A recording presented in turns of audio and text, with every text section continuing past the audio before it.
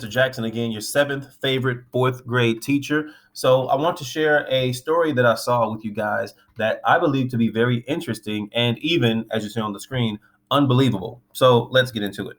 All right, so there's a city in Europe. There's a legendary haunted house in that city that supposedly kills. But that's not the scariest part. The scariest part is that all of these deaths are said to get captured on camera. So one day, a 27-year-old medical student decided to investigate. He decided to go in the afternoon because he figured that it would be safe this way. Well, he was wrong. As he entered the bathroom, he was not watching where he was going and didn't notice that even the bathroom was yet another way for the house to claim its innocent and unsuspecting victims. This is said to be the last photo of him taken alive. You ready? Now, if you were in my class, you've seen this before, and we've talked about this. But for those of you who have not been in my class and who have not seen this, I show you guys this. This pretty much has to do with your passion project. And you might think, what does this have to do with my passion project? Well, it pretty much, we're going to talk about the importance of fact finding, the importance of identifying false information, and pretty much the importance of research. So let's talk about some reasons why it's very important to do the very best research that you can on any given topic. For starters, you want to be able to identify the lies. You know what? I don't even want to say lies because someone may say something that's not true. They may not be trying to lie, they just may not know. So let's actually cross out identifying lines and let's identifying lies, excuse me, and let's call this detecting false information. It's very important to do your research to detect this false information. Secondly, you want to acquire and build knowledge about whatever topic you're talking about. And thirdly, it's important to do research so that you can support truth and facts. You can't just say something is true without providing some support and some evidence in order to prove your truth. All right, so first things first, let's talk about an example of detecting false information. So let's just say we're going to take a look at the article that we just talked about being fake or made up. So here's just a few points of emphasis that you can look to in order to get information to detect this false information that was given to you. So for starters, it says a city in Europe. So guys, Europe is a continent. It's a pretty big continent. As far as the amount of space it takes up, its area, its landmass, it's bigger than the United States. It's a little bit bigger than the United States. As far as the amount of people living there are twice as many people living there as in the United States. That's about 750 million people. So there are a lot of countries, a lot of cities, federations, etc. in this continent. This article gives us no details about the city or the country. It just says a city in Europe. That can be amongst 1,000 cities. We just don't know. So that's one point that you can look at and say, oh, well, they didn't give us any information, so this may not be truthful. It may not be factual. They don't give you anything that you can go and research to prove whether it's true or false. The legendary haunted house that kills. Again, no details. What's the name of the haunted house? When was it founded? Were there people living there? What happened to them? All that information would be information you would find if this were a true story. And lastly, even though there are several other points that we can go to prove that this is false, the 27-year-old medical student. What was the medical student's name? What country were they from? What type of medicine were they studying? Things like that. We get no information about any of these things. Secondly, you want to also acquire and build knowledge through your research. So an example of that is, let's just say, for instance, you're talking about the states of matter in science. Now, when we first learned about this, we know about the three states of matter: solid, liquid, and gas. Well, we were talking about this in class, and the student raised their hand and they said, well, actually, Mr. Jackson, there are at least 6 states of matter or more.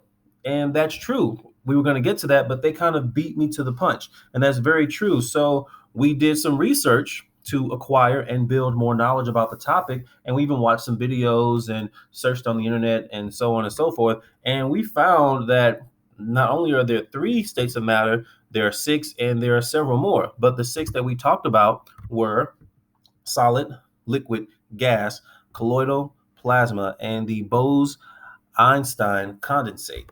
So those are all types of states of matter that we discussed. We didn't just say, oh, it's 3 and we left it at that. We did further research to acquire and build our knowledge based on that topic, the states of matter.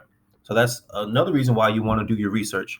And also another reason you want to do your research is you want to be able to support truths. Okay. So for example, in my class, we talked about how it is just very nearly impossible, if not impossible, to draw or create a perfect circle. Now, let's talk about this perfect circle thing. So you guys can see on the right, we just made a circle. It looks pretty good. Some might even say, wow, that looks like a perfect circle that was created on the computer. Well, let's talk about that for a minute. First of all, what is perfect? How do we define perfect? And I looked it up in the dictionary, and a definition I find is that perfect, it means to have all the required and desirable elements. It's as good as it possibly can be. Another definition said it is absolutely and definitely complete without any flaws. Okay, that may be different for different people. All right, so perfect circle, we haven't provided anything to support if that's true or not. But this overall statement, it's nearly impossible to draw the perfect circle. We're trying to support and find evidence to support that particular statement as fact. Now let's look at it mathematically, you guys. So when you guys draw a circle, basically what you guys are doing is you're just you're creating the circumference for the circle. And all that means for that is what you draw is just the measure of the space around the circle that you're drawing. And there's a mathematical formula for that, and it's 2 times pi times the radius. You guys may not know what that is, but that line that you just see across the screen, that is the diameter, and that is basically the space between one point of the circle to the opposite side. That's the diameter, all right, as you can see right there. Now, the radius of the circle is going to be half of that diameter. So if the diameter is the space across the circle, the radius is half of that diameter. Now, what does this have to do with the perfect circle? Well, nothing yet, until you introduce that tricky math thing that we call pi. Now, pi is what we call an infinite and irrational number. That means that it goes on and on and on and on and on forever. It does not stop. So what does any of that have to do with the perfect circle? Well, because since pi is very, very important when you're talking about circles, pi does not stop. Pi is infinite.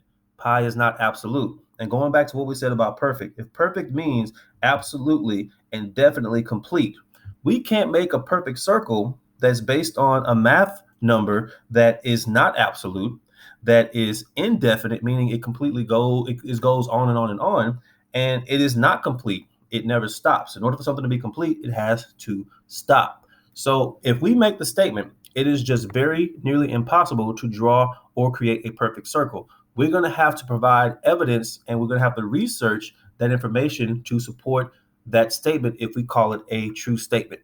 So some of you guys may think, well, what does any of this have to do with my passion project? Well, your passion project is basically going to be a topic, a concept, or a question that requires research for you to answer. You cannot just provide a yes or no answer to the question or to answer information about the topic. You're going to have to actually teach yourself, and you're going to have to teach others as well about this topic or about the answer to your question. All right. So you need to be able to do these 3 things in order to answer that question or to provide information about that topic. You're going to have to be able to detect the false information. You're going to have to be able to do research to acquire and build your knowledge. And you're going to have to be able to get evidence and research to support your truth. So let's just say, for example, your passion project is you want to talk about or teach someone or find out for yourself how to become a good wide receiver in football. Well, someone might just say, well, you know what? All you have to do to be a wide receiver, you just have to run fast. If you can outrun everyone, you just have to run fast. Well, that would be false information. You guys have to research and see, I see a lot of fast guys in my research who did not make it in college football or NFL football or even high school football. They weren't good receivers, even though they could run fast. So you have to research and find the truth in order to identify that as false information. And then someone else might just say, well, just work hard and practice. Duh, of course you have to work hard in practice, but work hard in practice at what? That's when the research comes in. You want to build your knowledge about what do you have to practice at? Is it running your routes? Is it where to put your feet? How do I make my hands better? How do I put myself between the defender and the ball when it's thrown to me? Those are things you're going to have to be able to practice and research and build your knowledge about how to get better at this. And finally, if you want, one of the things you want to do if you want to become a good football player or wide receiver in this case, you want to be able to look at film on YouTube and wherever else and look at the videos of the good wide receivers. Because if they made it, they're clearly good wide receivers. So you go and see what they did to become so very good.